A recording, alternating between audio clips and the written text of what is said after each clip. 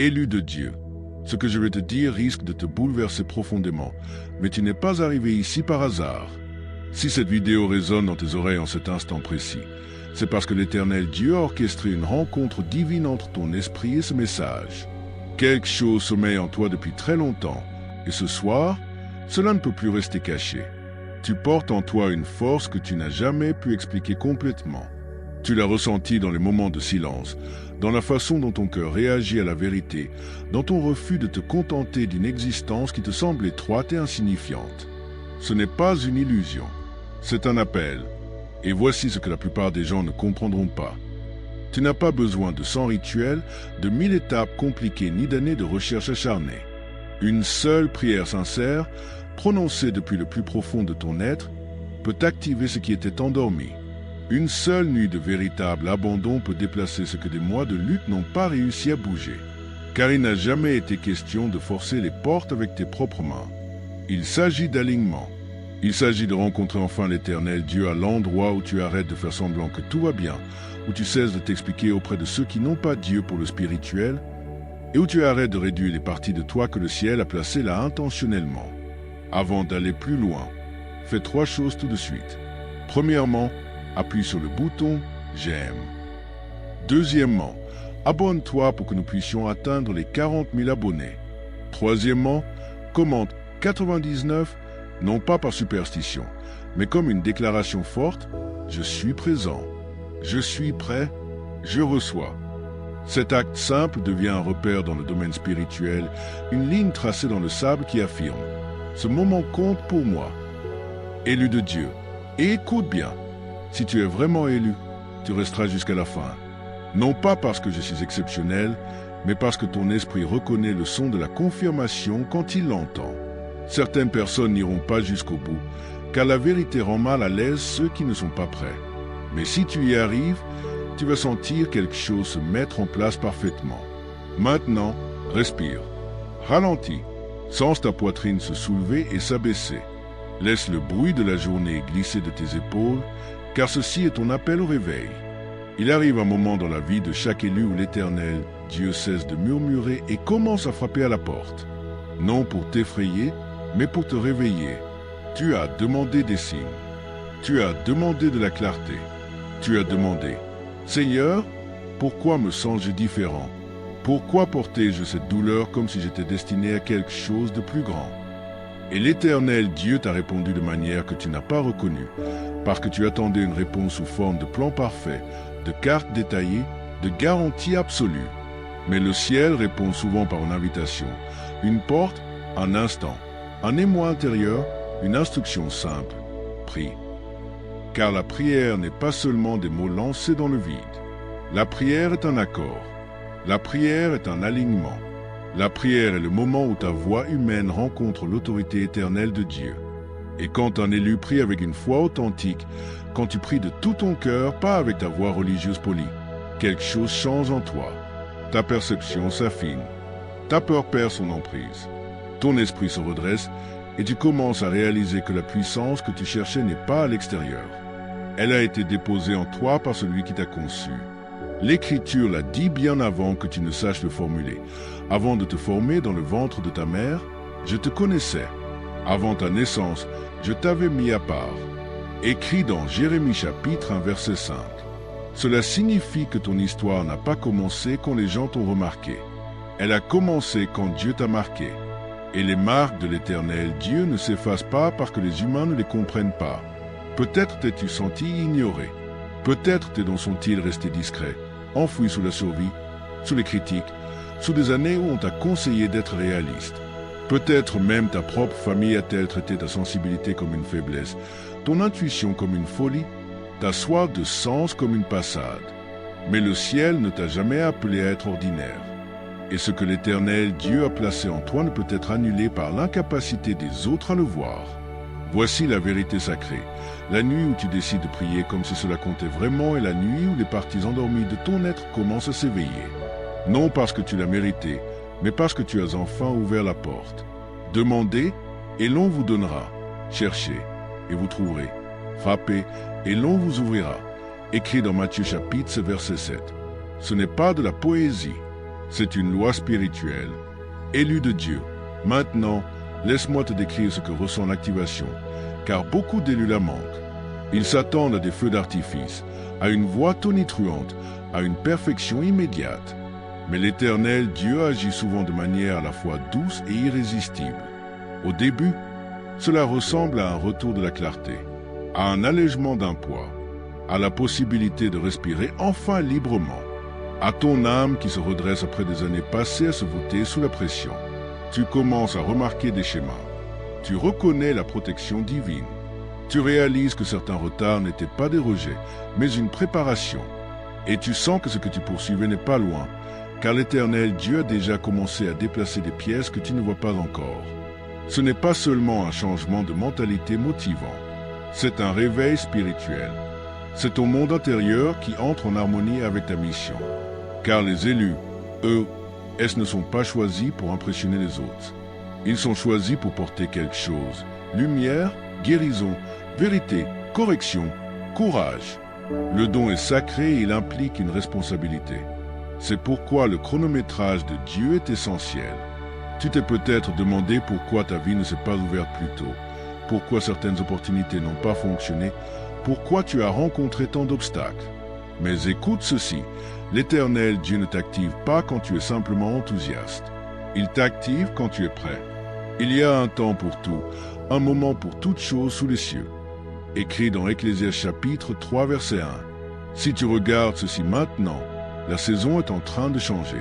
Ce matin, tu es appelé au calme. Pas un calme passif, mais un calme puissant.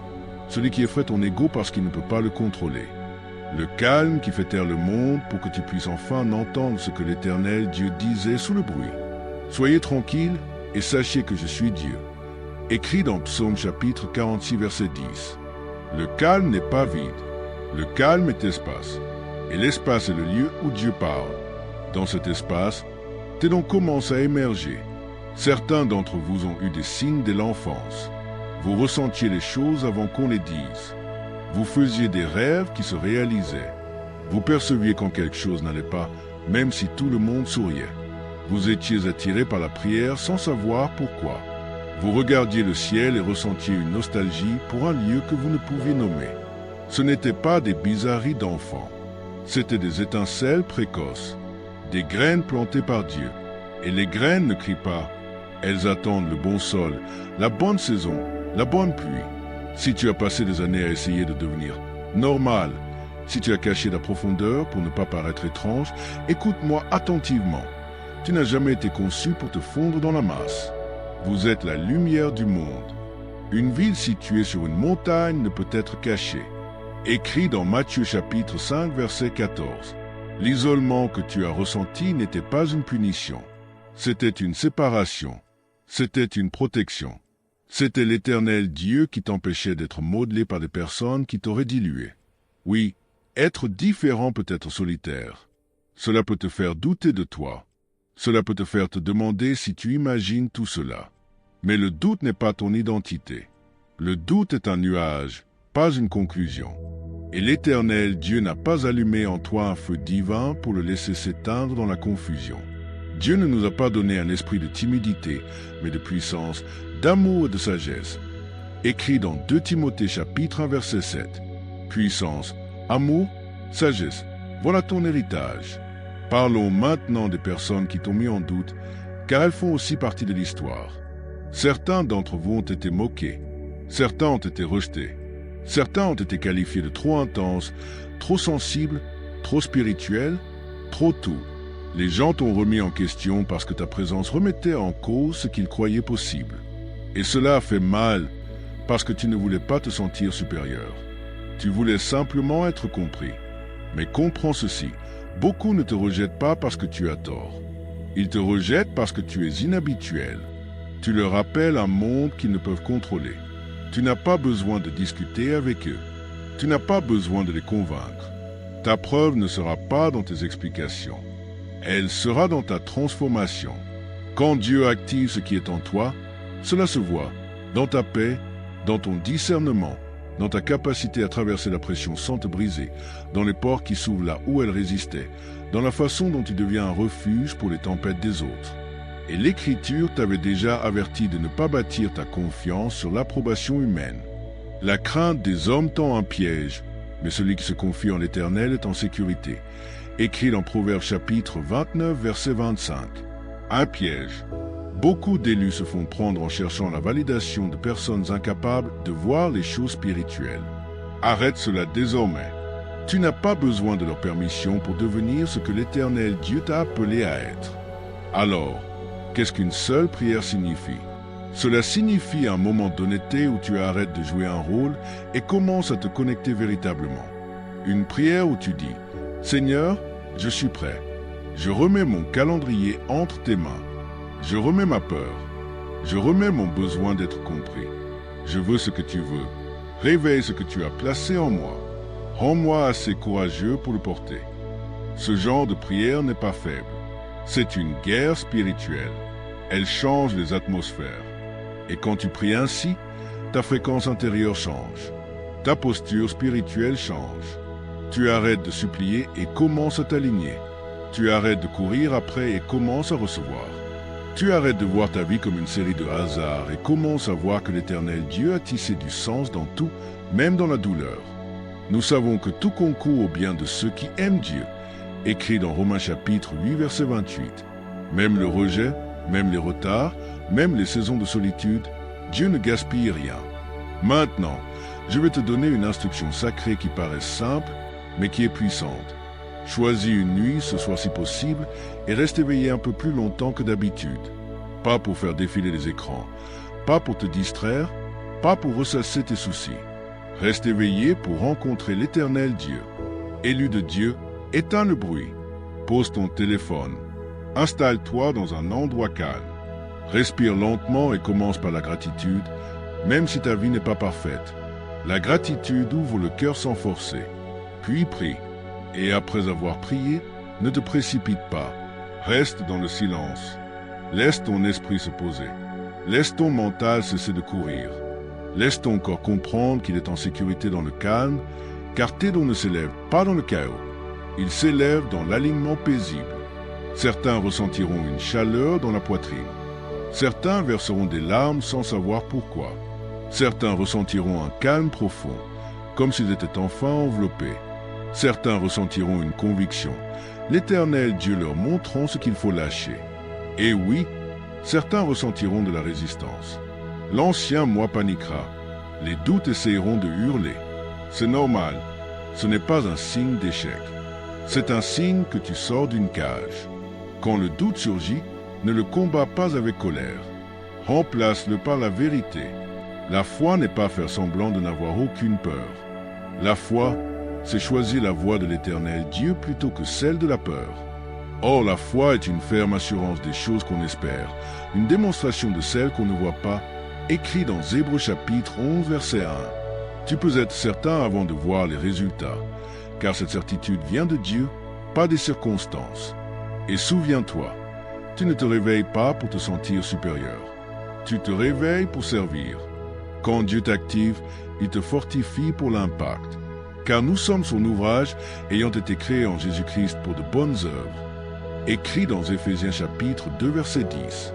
Ouvrage signifie conception intentionnelle. Tu n'es pas un accident. Tu es façonné, mais ce qui est façonné doit être affiné. C'est pourquoi le chemin n'a pas été facile. Ta sensibilité a été entraînée à devenir discernement. Tes blessures ont été transformées en compassion. Tes combats ont forgé ton endurance spirituelle. Et quand tu entreras enfin dans ton appel, tu comprendras pourquoi tu n'as pas pu prendre de raccourcis. Les raccourcis produisent une puissance superficielle. Dieu prépare les élus à porter du poids. C'est aussi pourquoi la comparaison est un poison pour toi. Tu n'as jamais été chargé de copier le chemin de quelqu'un d'autre. Tu peux apprendre des autres, oui, mais ta route est sur mesure. Ton minutage est unique. Tes dons ont une saveur particulière dont le monde a besoin. Nous marchons par la foi et non par la vue, écrit dans 2 Corinthiens chapitre 5 verset 7. La vue te tentera de comparer ce que tu vois chez les autres. La foi t'ancrera dans ce que Dieu a dit de toi. Maintenant, parlons du moment où ton énergie intérieure s'élève. Cela arrivera pas de façon mystique qui te rendrait bizarre, mais de façon spirituelle qui te rend stable. Quand ton alignement intérieur s'approfondit, tu remarques que les tentations perdent leur éclat, que certaines conversations deviennent lourdes, que certains environnements ne te conviennent plus, que certaines relations se révèlent. Tu commences à désirer ce qui est pur, vrai, porteur de sens. Ce n'est pas que tu deviens jugeant, c'est que tu deviens sensible à la direction de ton appel. Et plus tu t'alignes, plus tu es protégé. L'Éternel est ma lumière et mon salut. De qui aurais-je crainte? Écrit dans Psaume chapitre 27, verset 1. Cela ne veut pas dire que tu n'auras plus d'épreuves. Cela signifie que tu les affronteras différemment. Tu ne t'effondreras plus de la même façon. Tu ne supplieras plus pareil. Tu ne courras plus après les mêmes choses. Tu tiendras debout. C'est là que beaucoup d'élus, eux, mécomprennent leur puissance. La puissance n'est pas seulement dans les miracles et les signes. La puissance est dans la maîtrise de soi, dans le discernement, dans la capacité à pardonner sans retourner dans la toxicité, à dire non là où l'ancien toi aurait cherché à plaire, à rester obéissant même quand ce n'est pas populaire. Je puis tout par celui qui me fortifie. Écrit dans Philippiens chapitre 4 verset 13. Cette force se manifeste d'abord dans les batailles invisibles. Et oui, il viendra peut-être un moment où ceux qui t'ont douté te regarderont différemment. Pas parce que tu t'es vanté, pas parce que tu as voulu prouver quelque chose, mais parce qu'ils ne pourront nier le changement en toi, le calme, le courage, la clarté, l'autorité tranquille. Et s'il te plaît, écoute-moi. Quand ce moment arrivera, ne deviens pas amer, ne deviens pas orgueilleux. Reste humble, reste ancré. Dieu n'élève pas les élus, eux, est-ce pour écraser les autres. Il les élève pour les relever. Mais tu dois arrêter de te rapetisser. Arrêter de t'excuser d'être appelé. Arrêter de te cacher par peur d'être incompris. Ne te laisse pas commander. Fortifie-toi et prends courage. Car l'Éternel, ton Dieu, sera avec toi partout où tu iras. Écrit dans Josué chapitre 1 verset 9. Le courage n'est pas bruyant. Le courage est l'obéissance face à la peur. Maintenant, certains d'entre vous pensent, d'accord, mais si je n'étais pas digne, et si j'avais fait trop d'erreurs, laisse ce mensonge tomber par terre tout de suite. La dignité ne s'obtient pas par la perfection, elle se reçoit par la grâce. L'Éternel Dieu connaissait déjà toute ton histoire quand il t'a appelé, et il n'appelle pas les parfaits, il forme les volontaires. Ma grâce te suffit, car ma puissance s'accomplit dans la faiblesse. Écrit dans 2 Corinthiens chapitre 12 verset 9. Si tu as été brisé, tu n'es pas disqualifié. Tu es un candidat idéal pour la force de l'Éternel Dieu. Donc ce matin, quand tu prieras, ne viens pas à Dieu avec une performance. Viens avec sincérité. Si tu es en colère, dis-le lui. Si tu es fatigué, dis-le lui. Si tu es confus, dis-le lui. Si tu te sens engourdi, dis-le lui. L'Éternel Dieu n'a pas peur de tes vraies émotions. Il est un père, pas une idée fragile. Et ensuite, demande la sagesse. Si quelqu'un d'entre vous manque de sagesse, qu'il la demande à Dieu, et elle lui sera donnée. Écrit dans Jacques chapitre 1 verset 5. La sagesse guide la puissance. Sans elle, les dons deviennent chaos. Avec elle, ils deviennent accomplissement. Après cela, écoute, pas pour du sensationnel, pas pour un signe spectaculaire. Écoute simplement. Tu recevras peut-être une pensée claire et pure. Tu te sentiras peut-être poussé à pardonner quelqu'un, à changer une habitude, à arrêter de repousser ce que tu sais être ta vocation. C'est Dieu qui te guide. Et je te le dis avec amour et fermeté, le monde n'a pas besoin d'une personne de plus distraite. Le monde a besoin de personnes éveillées, des personnes qui prient, qui tiennent debout, qui apportent la lumière dans les endroits sombres, qui portent la paix dans le chaos. Ne vous conformez pas au siècle présent, mais soyez transformés par le renouvellement de l'intelligence, écrit dans Romains chapitre 12 verset 2. La transformation n'est pas un slogan, c'est un processus, et ton processus s'accélère. C'est pourquoi ce message te semble intense, parce que le temps avance, parce que ta saison change, parce que ce que tu tolérais autrefois commence à te sembler amer, parce que tu n'es pas fait pour rester endormi. Voici ce que je veux que tu fasses après cette vidéo. Oui, après avoir regardé jusqu'au bout, car ton esprit a besoin du message complet. Je veux que tu mettes en place un plan simple pour ce soir. Trouve un endroit calme. Assieds-toi, respire lentement. Pose une main sur ta poitrine si besoin pour rappeler à ton corps qu'il est en sécurité. Parle à l'Éternel Dieu comme si tu le pensais vraiment. Demande-lui de réveiller ce qu'il a déposé en toi.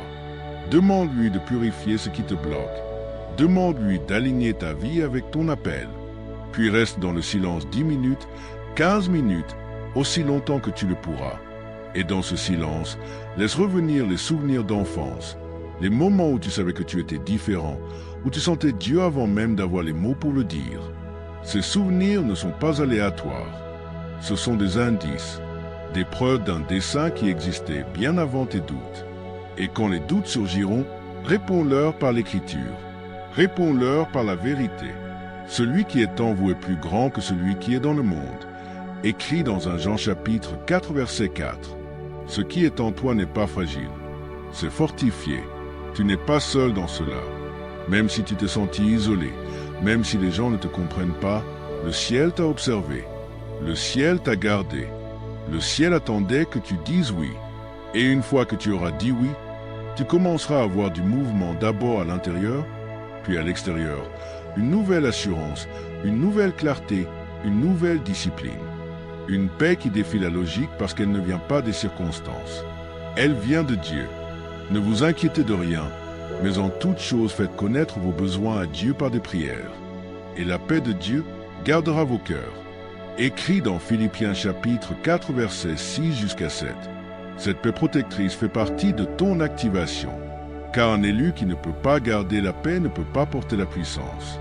Élu de Dieu, écoute, ton réveil n'est pas un événement unique. C'est un chemin. Tu grandiras, tu apprendras, tu seras affiné. Certains jours seront forts, d'autres plus calmes. Mais le calme ne signifie pas que rien ne se passe. Les graines poussent d'abord sous terre. Si tu as l'impression d'avoir attendu éternellement, que ceci soit ton rappel sacré. Attendre n'est pas perdre son temps quand Dieu le prépare. Ne nous lassons pas de faire le bien, car nous moissonnerons au temps convenable, écrit dans Galates chapitre 6 verset 9. Au temps convenable, pas le tien, celui de l'Éternel Dieu. Maintenant, je m'adresse directement à l'élu qui est au bord de l'abandon. Tu es fatigué, tu portes trop. Tu as essayé de garder la foi pendant que la vie te presse sans relâche. Tu as demandé à Dieu, quand est-ce que ça va changer? Écoute-moi, cela est en train de changer. Et cela commence au moment où tu arrêtes de traiter la prière comme un dernier recours et commences à la voir comme la porte qu'elle est véritablement. L'Éternel Dieu ne t'appelle pas à paniquer. Il t'appelle à te lever. Lève-toi, sois éclairé, car ta lumière arrive. Écrit dans Ésée chapitre 60 verset 1. Ce n'est pas seulement un verset. C'est un ordre, lève-toi, brille. Ta lumière est venue. Alors reste avec moi jusqu'à la toute fin, car je vais sceller ce message sur toi par une déclaration finale. Et si tu as déjà commenté 99, comprends ce que tu viens de faire. Tu t'es marqué comme quelqu'un qui est prêt à recevoir, à s'aligner, à s'éveiller. Voici la vérité, élu. Tu es né avec une mission divine. Tes dons sont réels. Ta sensibilité n'est pas une faiblesse. Ta différence n'est pas une malédiction. Ton chemin n'est pas un hasard. Et celui qui t'a appelé est fidèle pour accomplir ce qu'il a commencé. Celui qui vous a appelé est fidèle et c'est lui qui le fera. Écrit dans 1 Thessaloniciens chapitre 5 verset 24. Donc ce soir, prononce une seule prière de tout ton cœur. Reste éveillé assez longtemps pour écouter. Reste dans le calme assez longtemps pour ressentir. Souviens-toi assez longtemps pour reconnaître les signes qui ont toujours été là. Et quand tu te relèveras de ce moment, ne retourne pas à ta petitesse d'avant. Avance comme quelqu'un qui a été touché par Dieu parce que c'est le cas. Et si tu es arrivé jusqu'ici, que ce soit le moment où tu arrêtes de te demander si tu es élu, le moment où tu arrêtes de demander la permission, le moment où tu arrêtes de repousser la vie que le ciel te prépare depuis toujours. Que l'Éternel Dieu réveille ce qu'il a déposé en toi, qu'il te fortifie pour le porter, qu'il te donne sagesse, courage et pureté de cœur, qu'il ouvre les portes qu'aucun homme ne peut fermer et ferme celles qui t'auraient fait du mal. Que ta vie devienne une preuve non de ton ego, mais de sa puissance agissant à travers une âme abandonnée. Si votre esprit confirme cette parole, agissez. Aimez ce message maintenant. Abonnez-vous pour ne pas manquer la prochaine parole que le ciel révélera. Indiquez votre ville et votre nation dans les commentaires afin que les élus se lèvent à travers les nations. Et une dernière fois, fais cette déclaration. Seigneur, je suis celui ou celle que tu es venu chercher. Je reçois cette transformation. Et maintenant, respire encore. Une dernière respiration lente. Et quand tu seras prêt, va prier.